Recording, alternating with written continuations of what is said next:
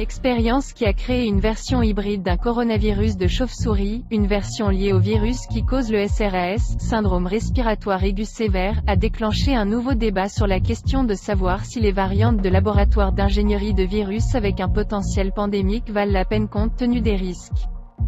Dans un article publié dans Nature Medicine le 9 novembre 2015, des scientifiques ont enquêté sur un virus appelé SHC-014, qui se trouve dans des chauves-souris en Chine.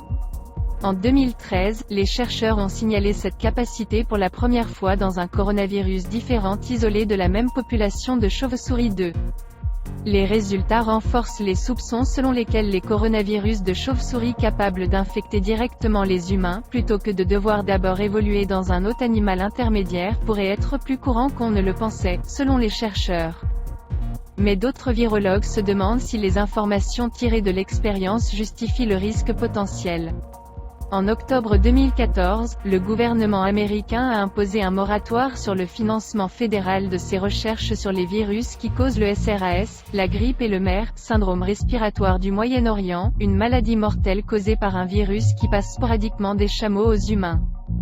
La dernière étude était déjà en cours avant le début du moratoire américain, et les National Institute of Health (NIH) des États-Unis lui ont permis de procéder alors qu'elle était en cours d'examen par l'agence, explique Ralph Baric, chercheur en maladies infectieuses à l'Université de Caroline du Sud de Chapel Hill, co-auteur de l'étude.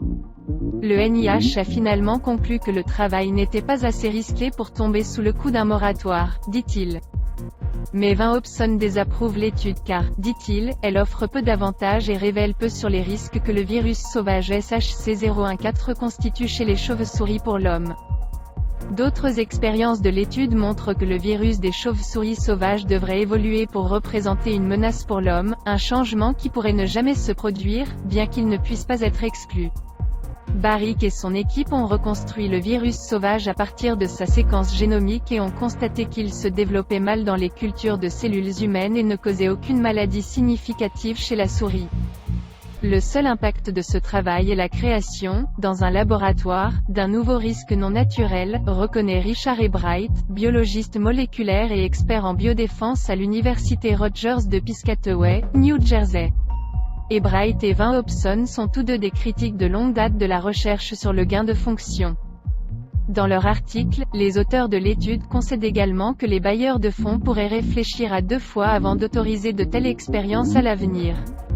Daszak est président de l'EcoHealth Alliance, un réseau international de scientifiques, dont le siège est à New York, qui échantillonne les virus des animaux et des personnes dans les points chauds des maladies émergentes à travers le monde.